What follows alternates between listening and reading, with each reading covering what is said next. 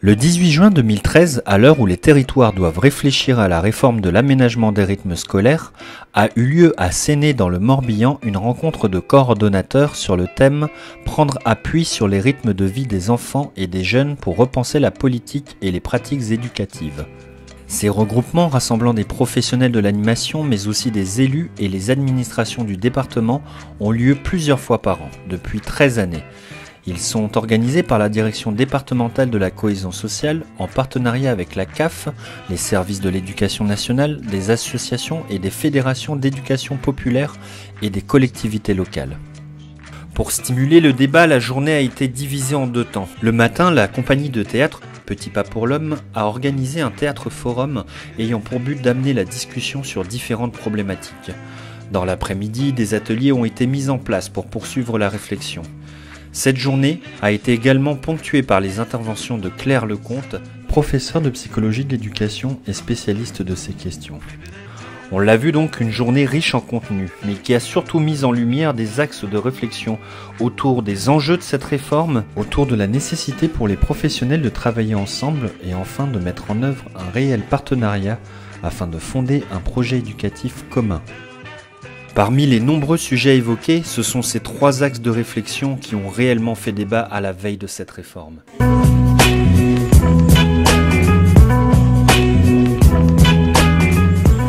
Le premier enjeu pour moi, c'est répondre au problème des rythmes scolaires, c'est-à-dire étaler la semaine sur 9 demi-journées, c'est mieux que de proposer des apprentissages sur seulement 4 jours, sur 8 demi-journées. Donc au niveau du rythme, on va être gagnant. Le deuxième enjeu qui me semble important, c'est l'ouverture des enfants vers des activités culturelles, sportives, de toute nature, que beaucoup d'enfants n'ont pas l'occasion de pratiquer. Moi je crois qu'un des enjeux c'est remettre au centre évidemment l'enfant, ça c'est facile à dire, mais remettre au centre aussi l'idée de communauté éducative. Donc et permettre à l'ensemble des acteurs éducatifs et à la chaîne éducative, donc les parents, les éducateurs, les enseignants, les gens de tous les jours sur un territoire, permettre à un moment donné, les associations, enfin bref, permettre de se rencontrer et de mettre en débat les idées sur l'éducation. Et de sortir des petites cases dans lesquelles on peut avoir tendance à assigner les gens à travers leur mission, à travers leur statut, mais pour créer de la confrontation et créer ensemble quelque chose, de créer du en commun. En même temps, je dirais qu'il n'y en a qu'un, finalement, c'est que les enfants puissent être pris dans leur globalité, pris en considération dans leur globalité. C'est-à-dire qu'un enfant, c'est pas seulement un élève, c'est pas seulement un enfant du centre de loisirs, c'est pas non seulement un enfant qui fait du sport.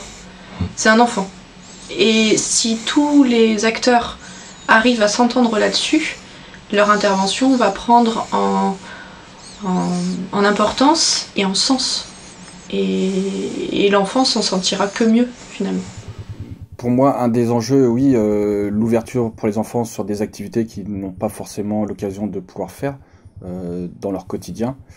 Donc ça, c'en est un. On veut alléger. Qu'est-ce qu'on va mettre en place pour pouvoir alléger? Alors, mettre des activités le soir en plus, 3/4 d'heure, faudra bien faire attention à pas rallonger la journée de l'enfant. Réfléchir ensemble à ce que ça veut dire éducation. Parce qu'aujourd'hui, on voit bien que sur les différentes rencontres qu'il peut y avoir entre le monde de l'éducation nationale, de l'éducation populaire, de l'éducation même spécialisée, on pourrait réfléchir plus largement, l'éducation sportive, et les familles, on ne pose pas tous le même sens sur le mot éducation. Pour certains, l'éducation c'est une instruction, pour d'autres l'éducation c'est un moyen de normer. Il y a plein de sens différents dans l'éducation. Avant de commencer à réfléchir à la mise en œuvre des réformes des rythmes scolaires, il faudrait déjà qu'on se pose la question sur est-ce que ça veut dire la même chose quand on dit éduquer. Parce qu'un projet éducatif de territoire, je pense que projet on comprend, on comprend, territoire on voit à peu près, éducatif, je pense que c'est là que ça commence un tout petit peu à gratter. Il y a une très grande importance à se dire que d'abord et avant tout, on ne doit pas ne partir que de l'existant, en essayant de voir à partir de cet existant comment on va essayer d'aménager à la marge les choses. Il faut absolument que l'ensemble des acteurs de la communauté éducative, et je dis bien l'ensemble des acteurs, c'est-à-dire que les enseignants doivent totalement se sentir concernés par cette réflexion-là, doivent réfléchir ensemble autour d'une même table à la manière dont une remise à plat de l'ensemble des temps, dont les temps scolaires, va permettre qu'on reconstruise une organisation des temps qui respecte finalement, qui respecte les temps de chacun. Pourquoi ? Parce que la crainte pour moi serait qu'à partir de cet existant, on ne fasse vraiment qu'un minimum de changements qui finalement ne permettent pas de proposer à tous ces animateurs qui ont envie de s'investir dans cette réforme des temps suffisamment longs pour qu'ils puissent mettre en place des activités avec une durée susceptible de provoquer l'intérêt chez l'enfant. On sait très bien que moins une activité n'a de durée dans le temps, moins elle ne permet de développer l'intérêt chez l'enfant. Donc plus on émiette les temps de l'enfant, plus cet enfant a du mal à trouver de l'intérêt dans ces temps qui sont complètement émiettés. Donc c'est majeur de se dire qu'il faut reconstruire une organisation à partir d'une mise à plat des temps qui va vraiment libérer des plages de temps permettant que de vraies activités qui peuvent devenir des parcours éducatifs avec des objectifs à atteindre puissent se faire. Donc ça, c'est assez fondamental. C'est important également de faire comprendre aux enseignants que ça n'est pas en aménageant à minima l'existant qu'ils vont retrouver eux-mêmes une qualité de vie professionnelle et que finalement leur manière d'aborder les apprentissages auprès des enfants va radicalement changer. Donc c'est eux aussi, en remodulant complètement leur propre temps, qu'ils vont pouvoir trouver une organisation qui va leur permettre véritablement un changement de fond sur les séquences pédagogiques qu'ils vont présenter aux enfants. Donc c'est une réflexion sur la globalité de la journée de l'enfant et cette journée qui s'intègre dans une semaine qui doit être réfléchie par l'ensemble des partenaires et surtout pas de manière disjointe avec des partenaires qui pensent simplement au temps scolaire et puis d'autres qui ne penseront qu'aux autres temps. C'est vraiment tous ensemble pour penser à l'ensemble des temps.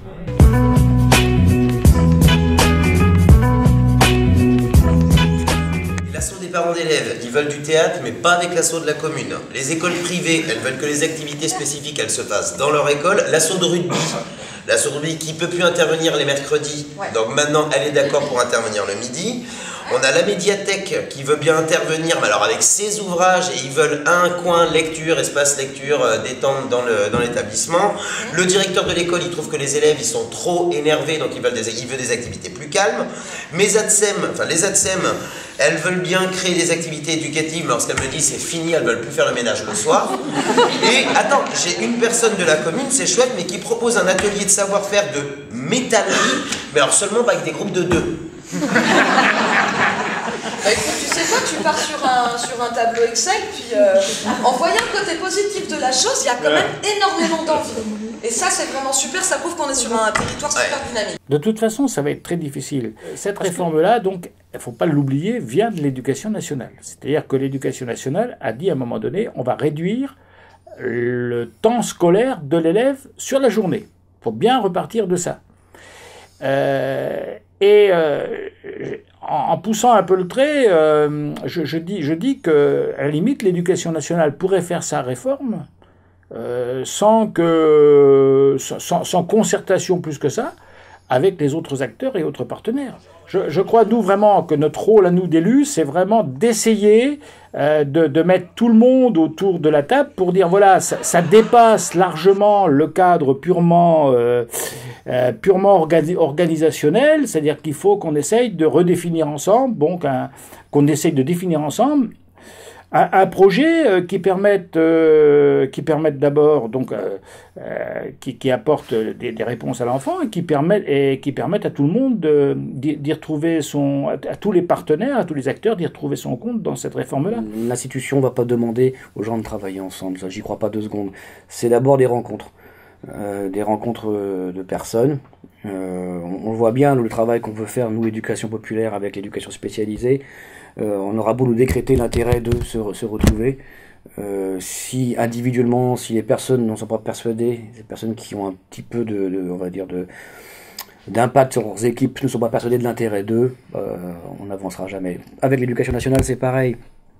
Du moment où on n'est pas persuadé que y a un acte militant à travailler ensemble, on n'arrivera jamais à dépasser les craintes qu'on a les uns les autres, les uns par rapport aux autres, les craintes qu'on a aussi de voir notre métier se déclasser, de voir un tel venir faire mon travail, et puis du coup, comment on me reconnaît moi socialement. Enfin, tout ça, on n'arrivera pas à le dépasser si on n'arrive pas à se rencontrer. Donc, et ça, c'est pour une réforme des rythmes scolaires qui changera quoi que ce soit. Enfin, ça, j'en suis intimement persuadé. On aurait tout intérêt plutôt à échanger sur nos valeurs éducatives pour pouvoir essayer justement de rédiger un projet éducatif territorial commun. Il va falloir qu'on change un peu nos pratiques. Sans ça qu'il va y avoir des difficultés et puis un peu des freins, que ce soit dans tous les corps de métier, que ce soit au niveau des enseignants, que ce soit au niveau des animateurs, que ce soit au niveau du secteur associatif, ou même des élus aussi qui découvrent aussi cette nouvelle façon de travailler et qui peut obligatoirement interroger et inquiéter par moment. Je pense qu'il faut dépasser ce cadre-là et ces interrogations, se retrouver autour d'une table et surtout apprendre à se connaître. Je pense qu'il y a vraiment un souci. On ne sait pas ni un animateur ni un enseignant ce qu'ils font réciproquement dans leurs différentes travails.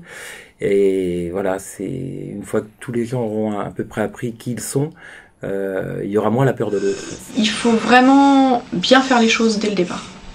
Si on dit qu'on travaille en partenariat, on travaille en partenariat dès le départ. Donc il ne s'agit pas de mettre 30 personnes autour d'une table qui ne savent pas de quoi on parle. À mon avis, il y a déjà un travail préalable avec une prise de contact entre chaque participant. Pour moi, le coordinateur, il est là pour être traducteur, pour être celui qui va, oui, effectivement, traduire des choses, parce qu'un langage d'élu, c'est pas le langage des enseignants, qui n'est pas non plus le langage des animateurs. C'est le rôle du coordinateur. Et si lui ne veille pas à ce que chacun soit respecté dans son domaine de compétences, ça va pas fonctionner. Donc si ça c'est respecté dès le départ et qu'on met, une volonté, une énergie positive dans ce qu'on fait, ça fonctionnera pour moi.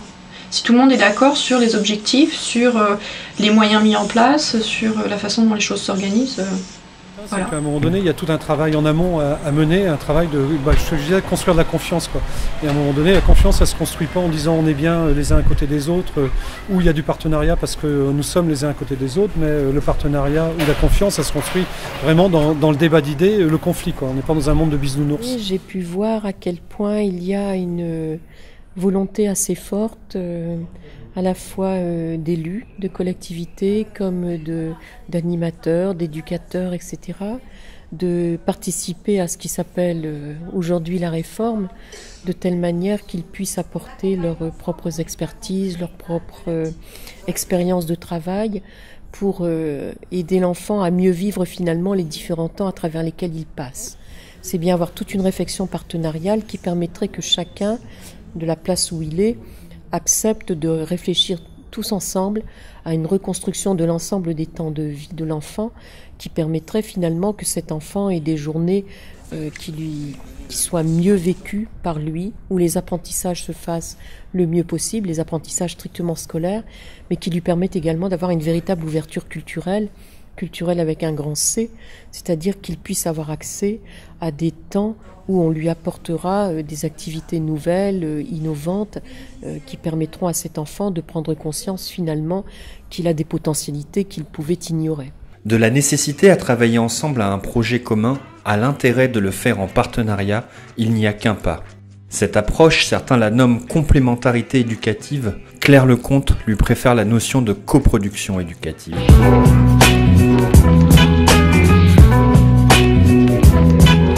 De complémentarité éducative. C'est vrai que nous, en tant que cordo, dans notre jargon, on a souvent l'habitude de parler de complémentarité éducative. Or, on s'aperçoit que si on parle de complémentarité, ça ne fait que mettre bout à bout un certain nombre de choses, alors que on est bien là dans le cadre de cette réforme, dans ce que Claire Lecomte appelait ce matin la coproduction éducative. Et j'aime bien cette notion-là, parce qu'elle permet effectivement de brouiller un petit peu les postures de chacun et justement de ne pas cantonner les uns et les autres dans un rôle immuable. C'est-à-dire qu'on est bien là comme des adultes éducateurs et on se doit de partager en tout cas un certain nombre de mêmes valeurs. Par exemple, on a parlé de l'autonomie, que l'on soit enseignant, que l'on soit animateur, que l'on soit ATSEM, si on n'a pas la même notion de l'autonomie dans un groupe scolaire, l'enfant, lui, il ne va pas faire la différence. Donc qui ne va pas nous étiqueter selon notre métier. Donc on a bien là une mission éducative, une mission d'adulte à partager. Et le co, il faudra peut-être qu'on se dise ce qu'il veut dire. S'il veut dire cohérence éducative, complémentarité éducative, continuité éducative aussi, et où le de coéducation veut asseoir l'ensemble les éducateurs l'ensemble des éducateurs autour de la table. Ça sera peut-être à chacun des groupes d'acteurs sur leur circonscription, enfin sur le lieu où ils interviennent, de définir ce voilà, de coéducation ou de co-construction. Moi, je retiens plutôt dans le domaine où je suis, où j'ai été, où je suis maintenant, où il y a de la petite enfance, de l'enfance, de la préadolescence et de l'adolescence, la notion de continuité éducative, et que les enfants à chaque âge, alors j'ai enfoncé des portes ouvertes, mais que les enfants ou les ados d'ailleurs, à chaque moment de leur vie, puissent avoir potentiellement des ressources éducatives. L'école, donc les ressources familiales bien sûr, mais aussi une palette d'autres acteurs qui sont aussi dans le jeu à part égale. Je pense qu'en effet, on a tendance à vouloir trop minimiser notre production vis-à-vis de celle que peut apporter l'éducation nationale, et que même si ça peut être une posture au départ qui permet de mieux faire avancer le projet, ça met pas tout le monde au même niveau au départ. Vis-à-vis de ça, ça peut être un frein aussi par la suite. On parle beaucoup de coéducation, mais heureusement que cette notion-là est déjà mise en œuvre sur de nombreux territoires ou à travers des politiques publiques déjà depuis quelques années, et n'est pas le fruit uniquement d'une injonction ministérielle, mais a été un processus co-construit par différents ministères déjà à une époque. Peut-être que l'éducation nationale n'y était pas, c'est possible, et ça j'ai pas suivi, je pensais que oui. Donc voilà un petit peu, la nécessité aujourd'hui de réfléchir au rythme de l'enfant et à ces notions de coéducation sur les territoires, de coproduction éducative, dans l'intérêt de l'enfant, mais aussi dans un intérêt plus global, familial, sociétal. Donc voilà. Et c'est important que l'école comprenne qu'elle n'est pas seule dispensatrice de l'éducation de l'enfant. Les parents sont les premiers éducateurs de l'enfant. Ensuite, il y a différents temps de collectivité au cours desquels une certaine éducation se fait, certains apprentissages se font, ils doivent être récupérés par l'école également.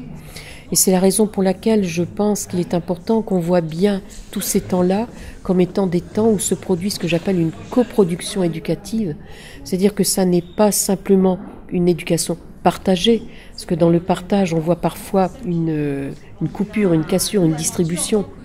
Donc c'est bien une coproduction éducative où chacun apporte avec sa propre sensibilité, avec sa propre expertise et avec sa propre spécialisation une éducation particulière, un apport particulier sur l'acquisition de certaines compétences, de certaines capacités, de certains comportements.